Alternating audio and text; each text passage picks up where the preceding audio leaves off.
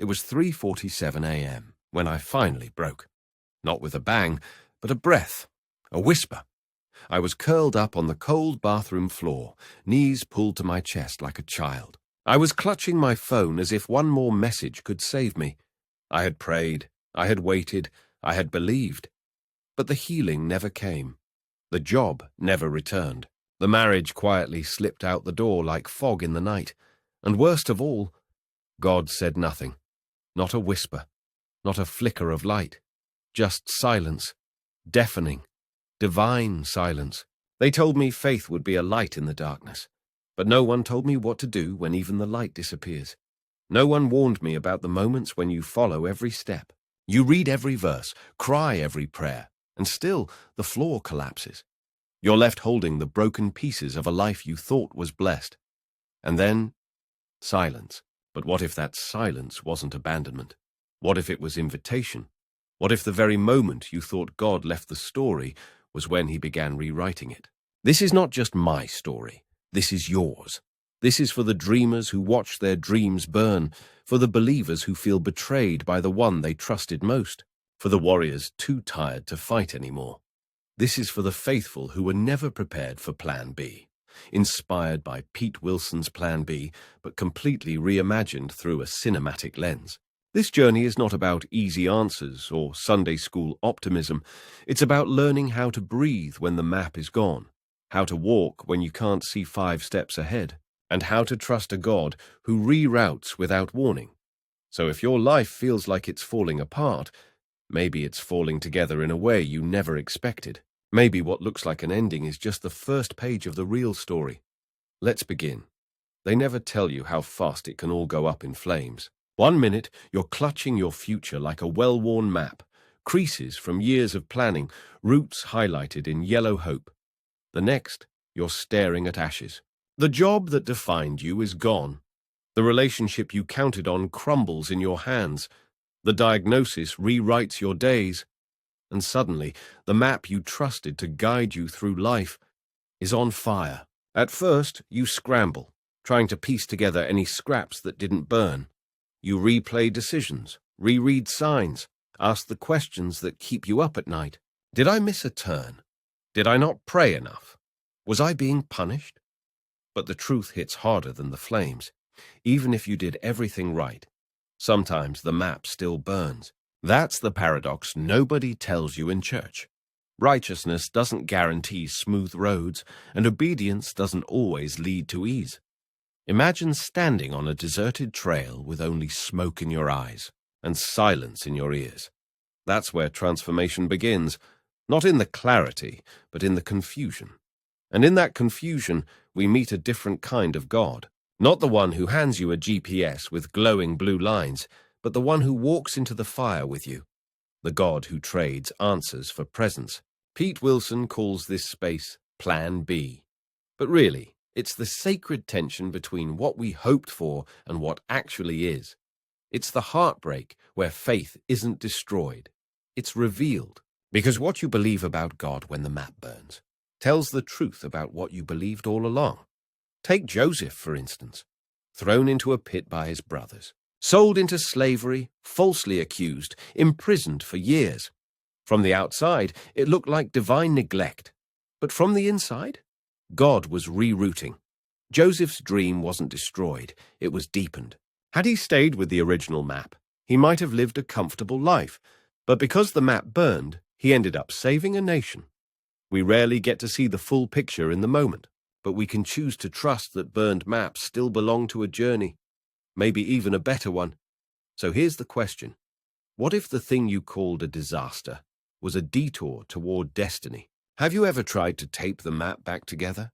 Tried to recreate Plan A when everything around you is screaming, let go? The grief is real. The loss is real. But so is the invitation to walk into the unknown, not with a sense of defeat, but with a sacred curiosity. Because burned maps are not the end. They're just the invitation to stop reading and start listening, to stop navigating and start following. And that changes everything. Silence isn't empty, it's loaded, with doubt, with longing, with fear. And when it comes from heaven, it can feel like betrayal. After the map burns, most people don't lose their faith because of fire. They lose it because of the silence that follows. The quiet is unbearable. You pray harder, louder. You beg. You fast. You journal. You attend every service hoping for a whisper, a verse, a voice. But nothing comes. Just stillness. You begin to ask dangerous questions. Not just, why did this happen? But where are you now? Why did you let me believe for so long? Why show me a vision if you were just going to shatter it? Silence feels like divine abandonment. But what if it isn't? Think of a GPS. When you're on the right route, it doesn't say a word. No chime, no alert, just quiet. It only speaks when you need to turn. Could it be that God's silence is not absence, but alignment? Pete Wilson reminds us that many of the greatest figures in Scripture went through long seasons where God said nothing. David cried out in the Psalms, "Why have you forsaken me?" Job sat in agony without explanation. Even Jesus, the Son of God, prayed in the garden and heard no reply. But silence doesn't mean he's not near. It means he's close enough to trust you with the quiet. Close enough to let you walk, feel, break, and still believe. Because the silence, that's where faith stops being theory and becomes oxygen. I remember a woman named Emily who lost her child unexpectedly. For months, she sat in church, but felt nothing. No comfort, no presence, only blank stares and well-meaning words that fell like glass. But one morning, she woke up and realized something. The silence hadn't crushed her. It had stripped her of performance, of expectation, of fake strength. And in the hollow space, she finally felt real grace. Sometimes God's voice is loudest in what he doesn't say, because in the quiet, your soul learns to hear differently, not with ears, but with ache, not with logic, but with trust. So the next time you feel forgotten, try asking this instead. What if I'm not being abandoned? What if I'm being prepared? The world equates silence with rejection, but God often uses it for transformation. The caterpillar inside the cocoon hears nothing, feels nothing but darkness. Yet in that stillness, its entire identity changes. So if you're in the quiet, stay. Don't run. Don't numb it. Don't fill it with noise. Let it work on you. Because silence is often the sacred soil where something new begins to grow. There's a moment after the silence and before the healing where nothing makes sense. You're not where you were, but not yet where you're going. It's like driving in thick fog with a broken GPS, and all it says is, "Rerouting, please wait." No instructions, no timing.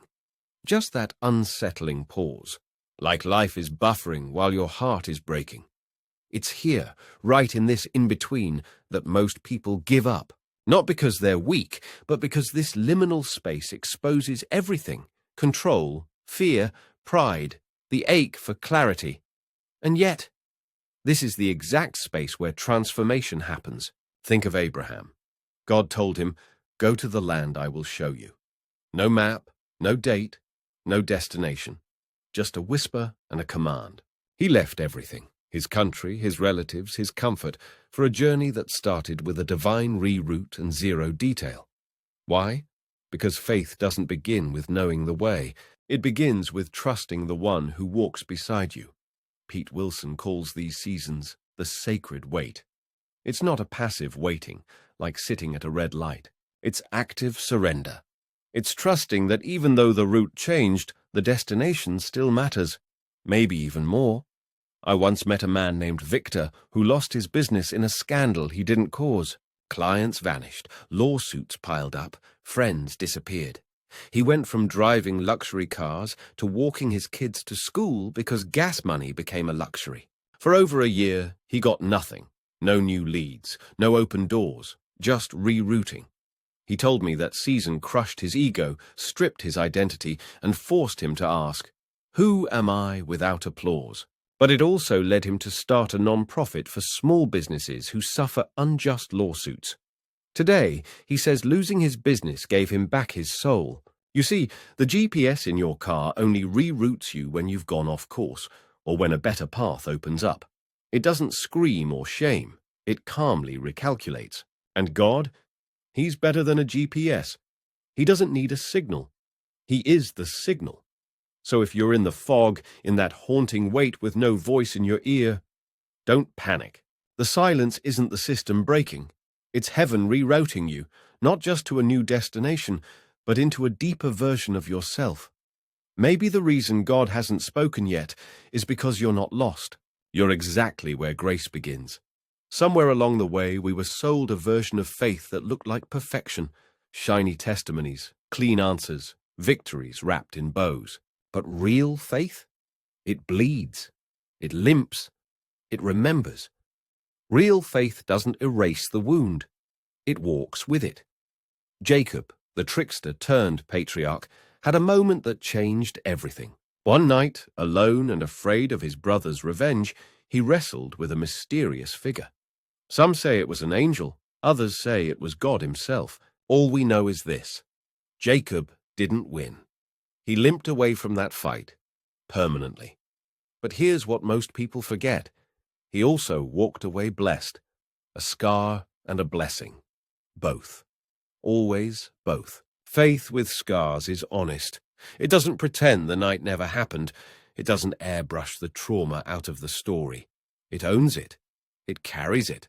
And it dares to say, even this broken piece is part of my altar. Pete Wilson reminds us that scars are not signs of failure.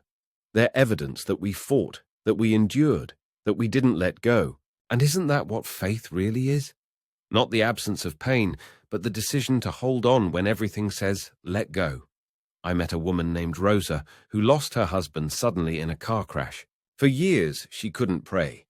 Every time she tried, all she saw was the twisted metal, the unanswered calls, the final breath she never got to witness. But one day, she shared something in a grief group that stuck with me. I used to think I lost my faith, but now I realize it just changed shape. It's quieter now, gentler. It doesn't shout anymore. It limps. Rosa's scar wasn't healed away. It was transformed, from a source of shame into a mark of depth. That's what sacred wounds do. They shape you into someone who no longer chases certainty, but carries compassion. Someone who no longer performs belief, but lives it, quietly, daily, honestly. Maybe your scar isn't something to hide. Maybe it's the part of your story that will speak loudest to someone else's pain. The limp you carry might just be the proof that God never let go, even when you were too tired to hold on. So what's your scar? That moment you never talk about. The thing you cover with success or silence. What if that very mark is not your disqualification, but your divine credential? Because in the kingdom of God, it's not the unbroken who lead. It's the ones who know what it means to be held together by grace. Control is a beautiful lie. It tells us that if we plan enough, pray enough, perform enough, we can avoid disaster. It whispers that faith is a formula, not a relationship. That if we do A plus B, then God will surely give us C. But life has a way of burning that lie to the ground. One of the hardest truths to swallow is this: we never had control. Not really. We had plans, we had dreams. But control, that was always an illusion we clung to like a steering wheel in a car with no engine. Pete Wilson writes that much of our spiritual growth begins when we realize we've never truly been in charge. And that's not a punishment, it's a mercy.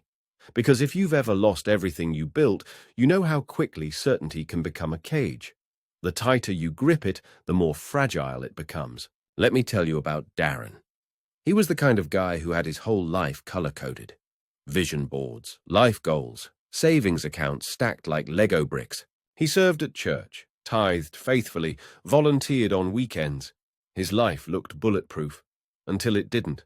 A freak diagnosis. Stage 4, 6 months to live. At first, Darren unraveled, not just physically, but theologically. I did everything right, he told me. I followed the map. Why am I dying before I get to see my kids graduate? But here's what changed. In the weeks that followed, Darren began letting go, one grip at a time, of outcomes, of expectations, of who he thought God had to be. And in that terrifying release, peace emerged. He once said, "The moment I stopped asking, 'Why me?' and started asking, 'What now?' everything shifted. I stopped demanding answers and started receiving presence." Control is a seductive God, but it is not the God who saves. The God of Plan B is not interested in maintaining your illusion. He's interested in transforming your soul, and that often means disrupting the system you worship more than him. So what if the job loss wasn't a failure, but freedom? What if the breakup wasn't rejection, but redirection? What if the thing you're trying to glue back together is exactly what God is trying to let die? You can either fight for the wheel or finally admit that you were never driving. Faith, real faith, begins where control ends. It doesn't look like confidence. It looks like surrender. Not the weak kind, but the courageous kind. The kind that says, "Even if I don't know where this goes, I will go anyway." Because sometimes the only way to find your real strength is to lose the illusion that you ever needed it to begin with. There's a space in the human journey few talk about, but everyone walks through. It's not the tragedy itself. It's not the happy ending after. It's the middle, the wilderness, the slow, dry, agonizing space between who you used to be and who you're becoming. Joseph knew it well. One day he was the favored son with grand dreams of leadership. The next, he was stripped of his robe and thrown into a pit by his own brothers. What followed wasn't a quick comeback. It was years of prison, betrayal, being forgotten. Decades passed between his dream and its fulfillment.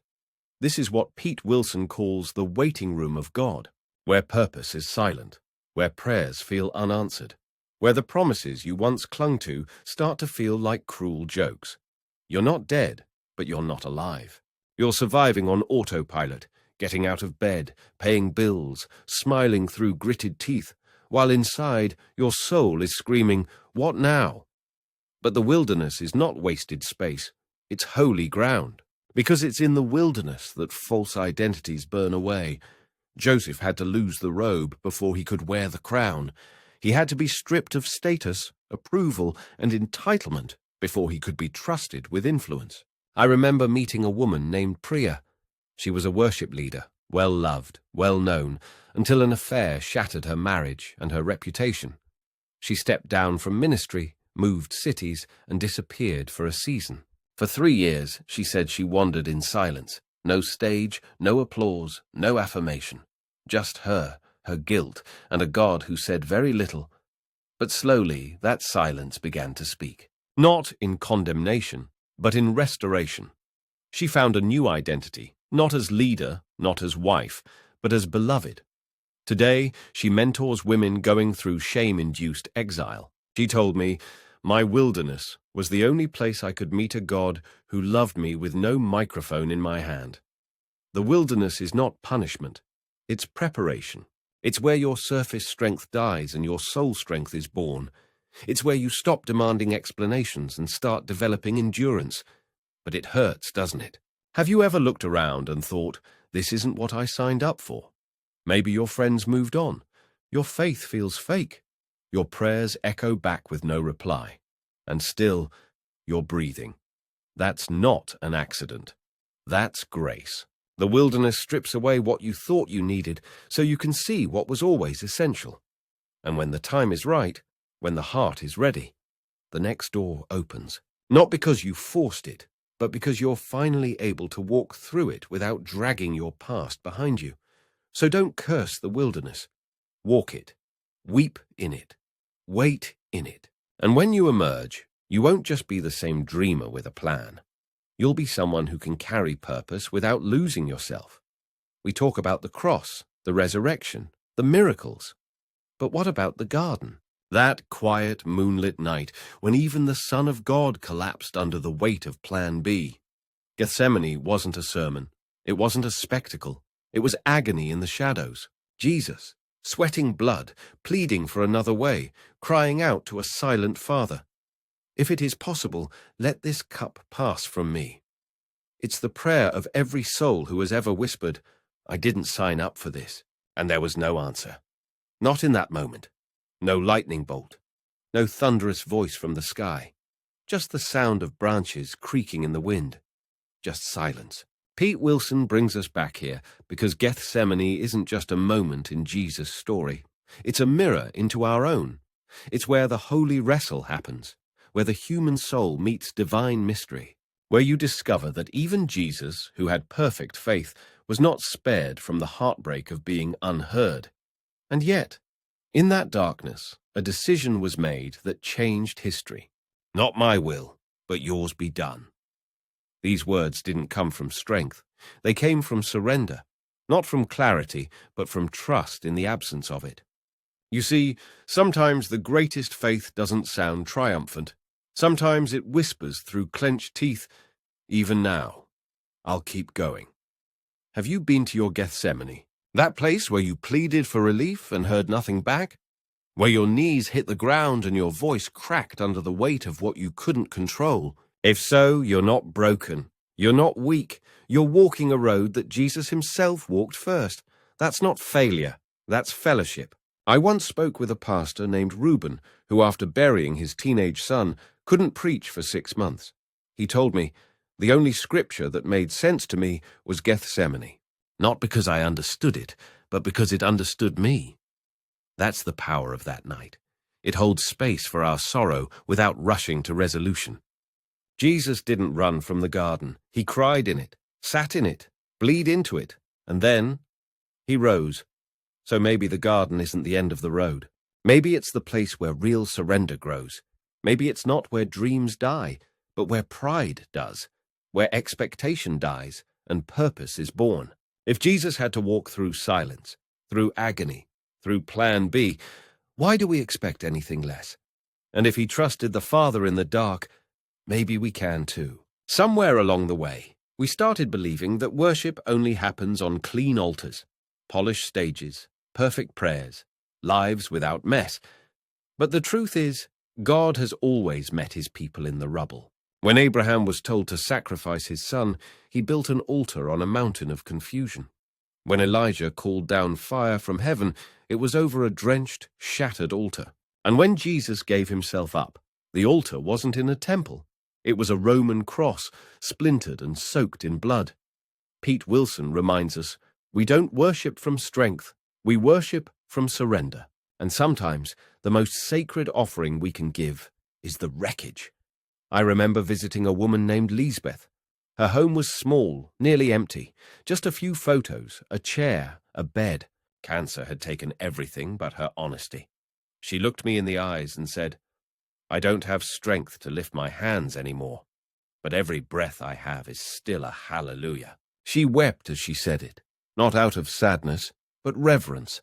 Her brokenness became the altar, and God met her there. You don't need a choir to worship. You don't need a stage. You don't even need answers. You just need the courage to bring your fragments. Have you ever stood over the ashes of something sacred and thought, how can I praise here? Maybe your marriage didn't survive. Maybe your child walked away. Maybe your church turned its back, and you're left staring at the pieces, wondering if any of it was real. But the altar isn't gone. It's just different. Now it's built out of confession instead of confidence, out of grief instead of glory, out of truth instead of tradition. What if the moment you thought disqualified you was actually the moment God drew nearest? Scripture is filled with the sound of broken altars, and every time God didn't turn away, he leaned in. That means you don't need to fix your life before you return to God. You don't need to hide the mess or fake the faith. You just need to show up, as you are. Tears, doubts, wounds, all of it. Because the altar isn't about perfection, it's about presence. So what if, instead of trying to rebuild your altar back to how it used to look, you let God meet you in the ruins? What if the fire comes not when everything is ready, but when you're finally real? There's a difference between something that's broken and something that's beyond repair. And yet, when it's your dream lying in pieces, it's hard to tell the difference. The mind rushes in. This is over. You'll never recover. This is who you are now. But God sees differently. Pete Wilson says something quietly radical. The presence of shattering doesn't equal the absence of purpose. In fact, it's often the opposite. Because what feels like destruction to you may be the sound of transformation beginning. We tend to think in terms of perfection. If the vase is cracked, throw it away. If the plan fails, start over. But in Japan, there's a sacred art called kintsugi, where broken pottery is repaired with gold. The cracks are not hidden, but highlighted. The repair doesn't erase the damage. It celebrates the story. God works the same way. He doesn't erase the fracture. He fills it with glory. There was a man named Thomas I met in a support group for people recovering from addiction. He said something I'll never forget. I used to think I had to hide my past to be spiritual. Now I know. It's the scar that proves I'm still here. Thomas had relapsed multiple times, lost his marriage, almost lost his kids. But in his darkest moment, he cried out to a God he wasn't even sure would answer. What came wasn't a miracle. It was something quieter, a hunger, a spark, a willingness to rebuild, not as the man he used to be, but the man who learned to breathe again with fewer pieces. Your shattering is not the final sentence, it's a comma in a sentence God is still writing. Have you ever held a piece of your life and thought, this doesn't fit anymore? Maybe it's a career that collapsed, a role that ended, a version of yourself that no longer makes sense, and maybe that's not the enemy. Maybe that's the invitation. Because when the thing breaks, the illusion of control goes with it. And in that raw, sacred opening, something real can begin. So what if you stopped calling yourself broken and started calling yourself being remade? What if the pain you're carrying isn't proof you're weak, but evidence you're alive? And what if, instead of hiding your fractures, you let them shine so that others know healing is possible too? Because if you're not destroyed, then you're not done. And if the cracks are still visible, maybe that's where the light is trying to get through. There's a kind of grief we rarely speak of, the mourning of a life that never happened. Not death by body, but death by possibility. The wedding that never came. The child that never cried. The business that never opened. The version of you that never got to be. This is the funeral of a future, and it's just as real as any tombstone. Pete Wilson invites us into that sacred space where dreams die. Not to move on quickly, not to slap on spiritual cliches, but to sit in it, to let ourselves feel the loss. Because pretending the dream never existed only deepens the wound. In the Bible, Martha meets Jesus with raw honesty. Her brother Lazarus has died, and she doesn't sugarcoat her grief. If you had been here, my brother wouldn't have died. That sentence, sharp, accusatory, trembling, is the heartbeat of everyone who's ever felt betrayed by God's timing. And what does Jesus do? He weeps before the miracle, before the resurrection. He weeps. That means your pain is not a threat to God. It's an invitation. He's not asking you to get over it. He's asking you to bring it to him. I once knew a couple, David and Lynn, who spent 10 years trying to conceive. IVF, adoption applications, prayer chains, you name it. After a final miscarriage, they gathered a few close friends in their living room and held what they called a funeral for the child we never met. There were no photos, no memories, just empty space, tears and silence. But in that space, something sacred happened. They gave themselves permission to grieve, to stop pretending, and eventually to breathe again. Too often, we rush past pain. We throw verses at it. We numb it with noise. But ungrieved dreams become infections. They fester in the dark, whispering lies about our worth, our failure, our God. So let yourself mourn what could have been. Write the letter, light the candle, say goodbye. Not because it didn't matter, but because it did. And then, let that death become soil, because every seed must be buried before it breaks open and grows. Jesus stood outside Lazarus's tomb and wept, but then he called the dead to rise. Sometimes the miracle isn't that the dream comes back, it's that you do. So what if the funeral isn't the end? What if it's just the moment before something deeper begins to breathe? For most of our lives, we're taught that miracles look like parting seas, healed bodies, sudden breakthroughs, flashy, instant, visible. But what if the real miracle is slower, quieter, maybe even invisible. Pete Wilson challenges us to let go of our expectations of what God should do, and instead open our eyes to what he is doing, especially when it doesn't look miraculous at all. Because here's the uncomfortable truth. Sometimes the mountain doesn't move. Sometimes the cancer stays. The marriage ends. The dream dies. And still, somehow, you find the strength to breathe, to get up, to smile again. Honestly, this time. Not because the pain left, but because peace showed up in the same room. That's a miracle too. We forget how sacred survival is, how holy it is to laugh after loss, to forgive when you still feel the scar, to show up when hope feels thin. What if miracles aren't always about changing your circumstances, but about transforming your capacity to stand in the middle of them? There's a story of a man named Eli, who lived under the weight of clinical depression for 20 years. He told me once, I stopped praying for God to take it away and started praying for eyes to see him inside of it. He didn't wake up healed, but over time he noticed the miracle wasn't a magic exit. It was the slow building of resilience, the daily choice to live with softness in a hard world. Jesus healed lepers, yes, but he also sat at tables with the outcast. He also knelt in the dirt with the ashamed, and sometimes his greatest miracle wasn't the power he showed, but the presence he offered. So ask yourself, what if the miracle isn't that God changed your life, but that you're still here, heart open, after everything that tried to close it? We are surrounded by miracles disguised as Mondays. A friend calling right when you're about to break. A sunrise after a night of sleeplessness. The way your soul still stirs when music plays. These are not accidents. They are evidence. Proof that grace still pulses beneath the pain. You don't need to wait for fire from heaven to believe again. Maybe you just need to look at the ashes and realize something sacred is already rising. So redefine what you're looking for.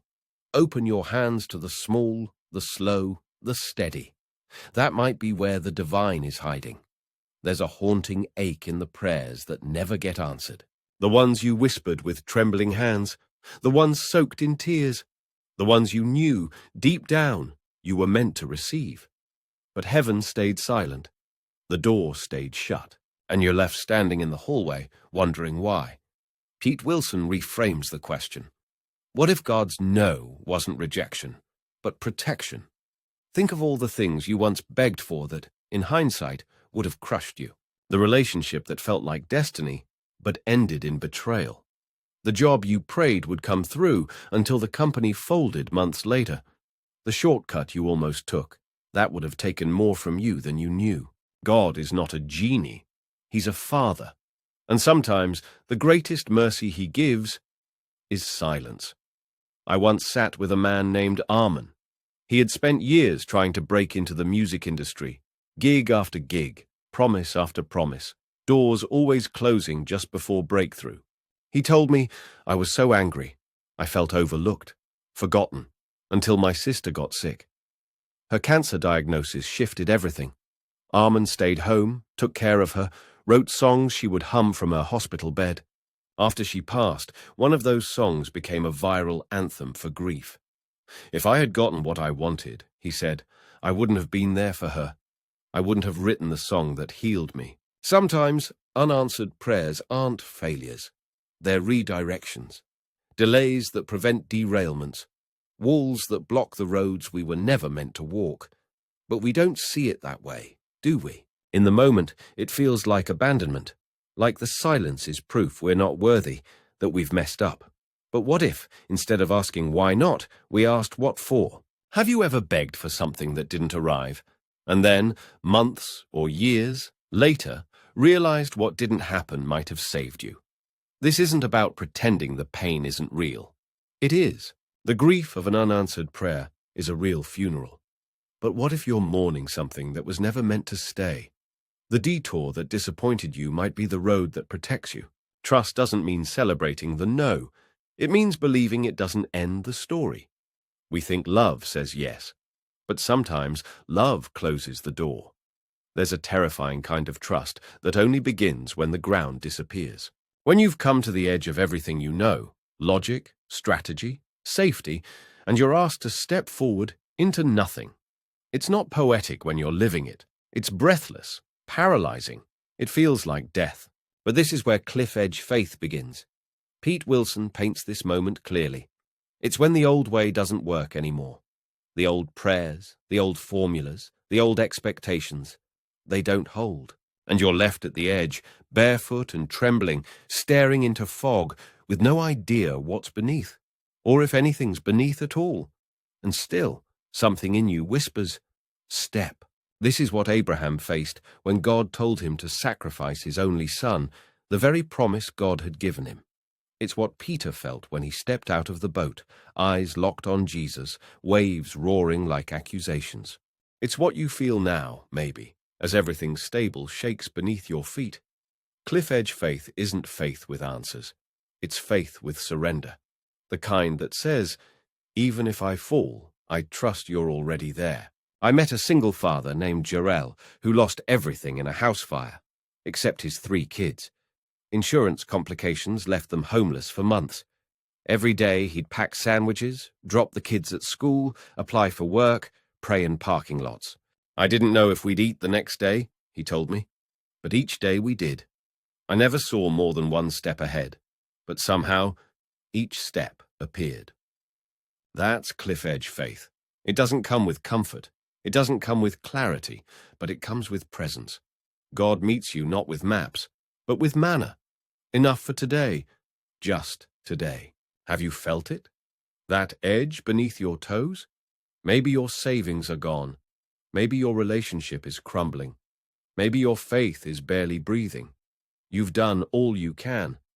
And now, nothing makes sense. That's not failure, that's invitation. The cliff is not where your story ends. It's where it takes flight. Because when you can no longer stand, you learn how to be carried. And maybe, just maybe, faith was never about certainty. Maybe it was always about trust in the fog. Some scars are loud, not in sound, but in meaning. They announce a story the world can't see. They whisper survival. They testify to a pain endured, a war fought in silence. And in the kingdom of God, those scars don't disqualify you. They qualify you. Pete Wilson says something we often forget. Your greatest wound may become your greatest witness, not despite the scar, but because of it. We live in a world obsessed with image, smooth skin, clean narratives, curated lives. But healing doesn't look like erasure. It looks like remembrance, like standing in front of others, trembling, saying, "This nearly killed me, but here I am." Remember Thomas? After the resurrection, he doubted. He couldn't believe the miracle unless he touched the wound. And Jesus, he didn't rebuke him. He invited him. Put your hand here. Why? Because the scar was the proof. Even the Son of God didn't erase his wounds. He wore them as glory. I once sat with a woman named Amina. She was a domestic abuse survivor, quiet and soft-spoken. For years, she hid her pain under long sleeves and practiced smiles. But one day, she stood in front of a women's shelter group and told her story. The room went still. Some cried, some shook, and at the end, a teenage girl approached her and said, "You just saved me." That's when she realized her scar wasn't shame. It was survival. And now it spoke for others who still hadn't found their voice. Have you been hiding your scar, calling it weakness? Maybe you're ashamed of the addiction you overcame, the bankruptcy, the betrayal, the diagnosis. But what if, instead of disqualifying you, those things made you more human, more real, to the people who desperately need to know they're not alone? Because we don't follow a spotless God. We follow a crucified one. And if Jesus turned his scars into invitations, so can you. So maybe your story isn't over. Maybe the wound that almost broke you is the very thing that will heal someone else. What if you stopped hiding it? What if you held it up to the light, trembling but brave, and said, "This is what grace looks like"? Everyone has a script. The imagined life you wrote in your head, scene by scene, year by year. The love story, the career ladder, the health, the kids, the house with the warm porch light. We all clutch these invisible pages. believing that if we follow the rules, stick to the plan, God will play along. But what happens when the story doesn't go that way? Pete Wilson challenges us to face the hardest truth. Sometimes the story we wrote isn't the one we're meant to live. And the deepest act of faith isn't fixing the script, it's letting it go. This is not about quitting, it's about surrender, not waving a white flag, but unclenching your fist. Admitting that the version of life you loved so much may not be the version that sets you free. I met a man named Luke, once a rising star in ministry, preaching to thousands by 30. He had it all: the stage, the respect, the roadmap. Until one night, in a hotel room on a speaking tour, he had a panic attack so severe he thought he was dying. Tests came back clean. His body was fine, but his soul was suffocating under the pressure of a story that no longer fit. He walked away, lost everything: friends, income, reputation. For a year he went silent, read poetry, drove nowhere with no destination, prayed without words, and eventually he discovered something terrifyingly beautiful. The script had to die, so he could live. Now he works with burned-out pastors and creatives, helping them deconstruct not their faith, but their false expectations. It took me losing the platform, he told me, to meet the God who never cared about my performance anyway. Maybe you're clinging to a story that's expired. Maybe the character you're trying to play isn't you anymore. Maybe the ending you were so sure was sacred is suffocating your soul. Letting go is brutal. There's grief in it, but there's also grace. Because when the old story dies, the new one can begin. One not based on control, applause, or certainty, but on presence. So ask yourself, what script are you still clinging to? And what would happen if you laid it down? If you stepped off the stage, tore up the outline, and simply said, "Here I am, Lord," unwritten, unfiltered, unfinished, but real. There's a strange and sacred tension in the space between where you've been and where you're going.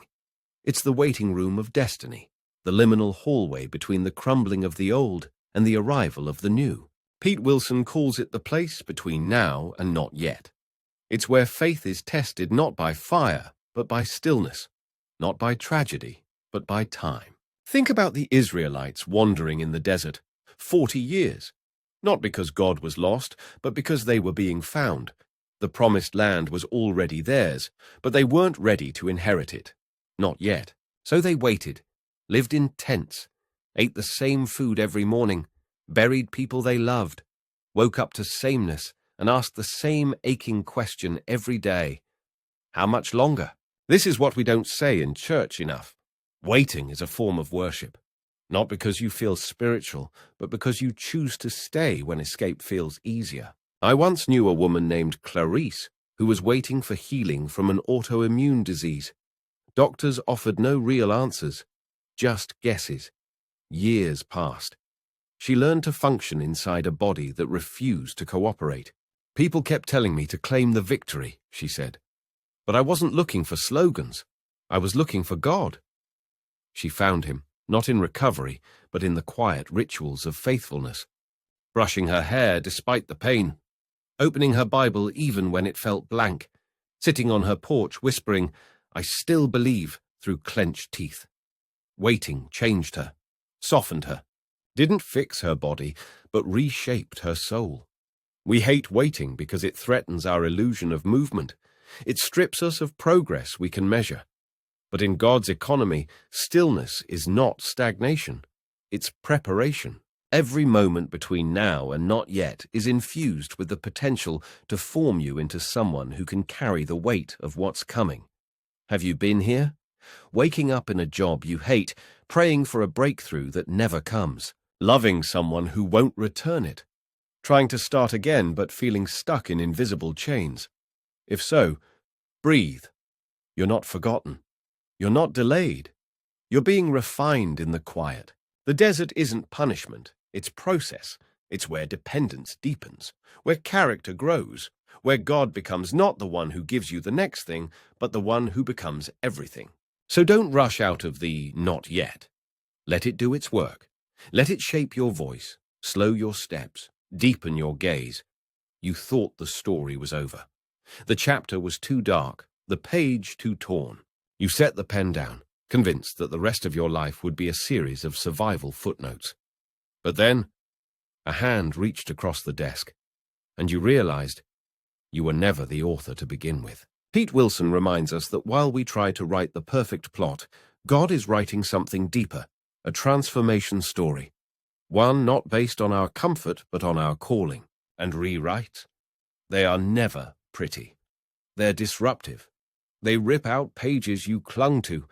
They take your favorite scenes and scatter them like ash. But in the right hands, even ashes can become art.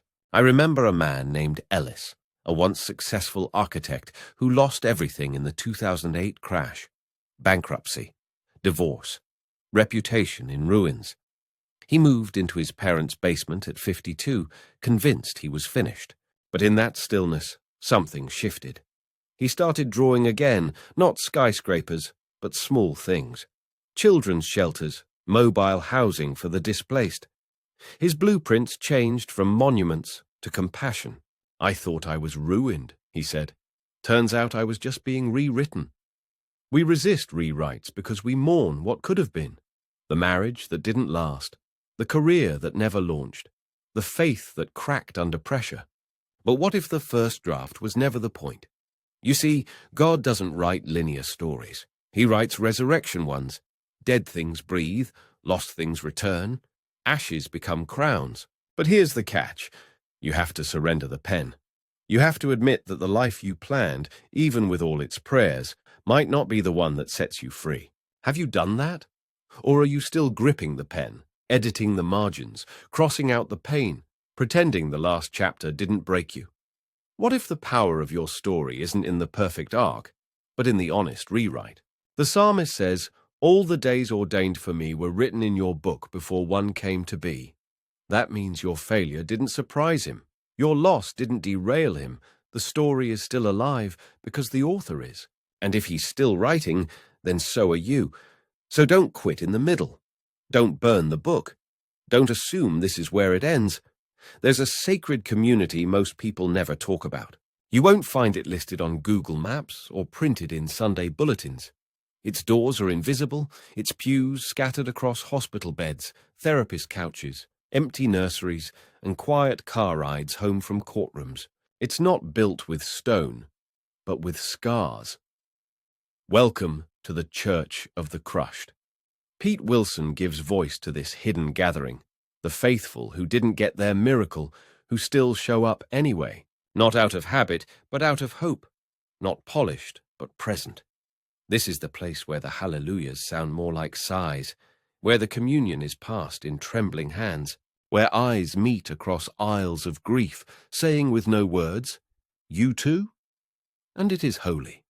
I met a man named Carlos at a community grief event. His son had taken his own life 2 years prior. Since then, Carlos stopped attending traditional church. Too clean, he said, too quick to fix. But every Sunday he'd walk to a local park and sit with a thermos of coffee. One day, another man sat beside him, said nothing, just nodded. They began to meet weekly. No preaching, just presence. Over time, more people joined. Widows, former addicts, lonely hearts. They didn't sing songs, they shared silence. They didn't read scripture aloud, but they lived it. That, too, is church. If you've been crushed, you may have believed you were disqualified from spiritual community. That because you cried during worship or questioned during prayer, you no longer belonged. But here's the truth. You are the church, the broken, the honest, the still standing. Jesus didn't build his movement with the clean. He built it with the crushed, fishermen who failed, tax collectors with bad reputations, women who bled, disciples who denied. And he still does. You are not a second-class believer because you're grieving. You are not spiritually defective because you're tired. You are not lost just because you're limping through this life with prayers that sometimes sound more like groans. You belong here. So if you feel like you've been shattered, this sanctuary is yours. The Church of the Crushed doesn't ask for masks. It just asks for honesty. And when the pain feels too heavy to carry alone, know this: someone is already beside you, carrying it too. No one saw the cross coming. Not the disciples. Not the crowds who cheered Jesus into Jerusalem. Not the mothers who believed the kingdom of God would come in banners and trumpets and freedom from Rome. The Messiah was supposed to conquer, not be conquered. Yet there he was, bleeding, gasping, nailed to wood. If ever there was a divine plan B, this was it, at least from the outside. Pete Wilson brings us to the edge of that paradox. What looked like the ultimate failure was the foundation of salvation. The cross, grotesque, humiliating, unjust, became the turning point of all history. Because God doesn't avoid the ugly, he transforms it. From betrayal came redemption. From silence, salvation. From death, resurrection. And that pattern hasn't changed. I once knew a man named Grant, a respected Christian leader, husband, father. He was unfaithful. Everything imploded. He resigned, lost his family, walked through the valley of public shame. Years later, I heard him speak at a recovery gathering, not with pride, but with trembling. He said, "I always thought God would use my strengths. Turns out, he used my collapse." Grant now helps other leaders navigate hidden addictions and emotional collapse before they destroy everything. His ministry was born, not from triumph, but from tragedy.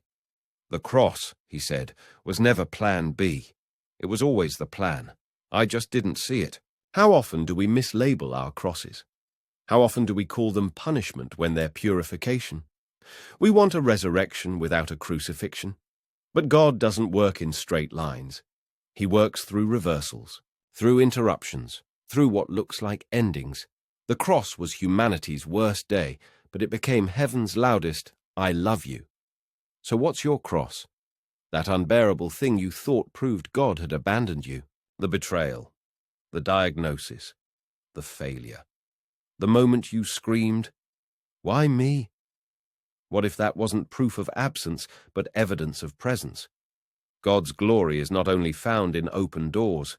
Sometimes it waits behind closed tombs.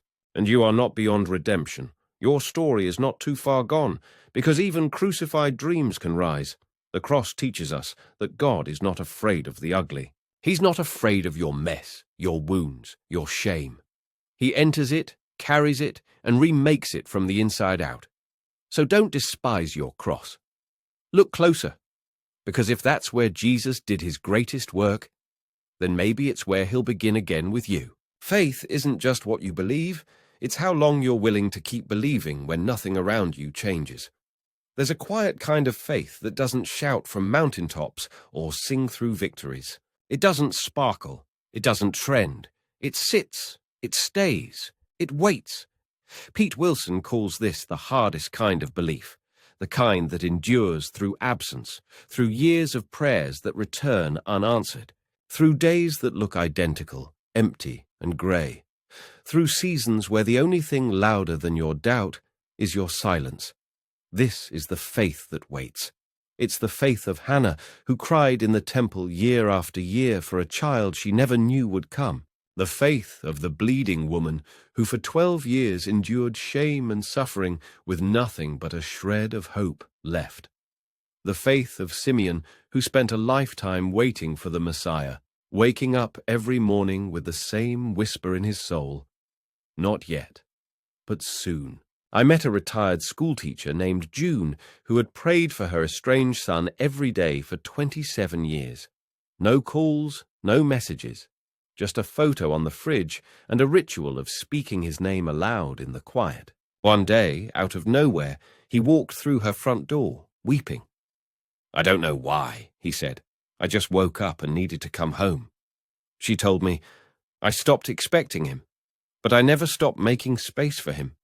That's what faith does. It keeps a seat open at the table, even when it's been empty for decades. Waiting doesn't mean passivity. It's not apathy. It's endurance. It's showing up, lighting the candle, writing the journal, whispering the name, living like the promise still matters, even if it never arrives the way you imagined. Have you ever had to wait like that? Not hours, not weeks, but years? When everything in you screamed, "Move on," but something deeper whispered, "Hold on." That's the kind of faith that moves heaven. Not the loud kind, but the lasting kind. And even if what you're waiting for never arrives in the form you expect, the waiting itself will have changed you. It shapes patience into strength, turns hope into muscle, and shifts your eyes from the outcome to the one who walks with you through the in-between. So don't despise the waiting. Don't abandon the altar. Don't silence the hope. Because the God who shows up suddenly often honors those who waited faithfully in the shadows. You've just walked through 20 sacred insights, each one a torch for the road less traveled. Not the road of victory laps or mountaintop praise, but the shadowed valley, the scorched trail, the burned map. You learned that your broken plan wasn't a dead end, but a doorway, that God speaks even in silence, that rerouting isn't punishment, it's precision, that scars aren't shameful, they're sacred signatures of survival, that unanswered prayers might be your greatest protection, that miracles don't always shout, they sometimes arrive dressed as Monday morning strength. And perhaps most importantly, you've seen that faith isn't certainty. It's not perfect theology or flawless execution. It's what lives in the space between now and not yet. It's the whisper of, "Still I trust you," even when your hands are empty. This isn't just a video. This is a movement, a sanctuary for the bruised and the brave, for those still waiting, for those limping forward, for those who thought they had to be whole to be used. So drop a compass emoji in the comments if you've ever felt lost, but now you see you were never alone. Share the moment your map burned and what you've discovered in the ashes. Someone scrolling through may need your words more than you know. And if this message spoke to your soul, don't let it stop here. Send it to the friend still in the dark, to the sister silently praying for a sign, to the believer who feels betrayed by God's delay. Let's build a community that doesn't just celebrate breakthroughs, but sits with each other in the breaking. Because in the kingdom of God, the burned map isn't the end. It's where the real story begins. Remember, you're not disqualified because your dream died. You're just being rerouted to a deeper destiny.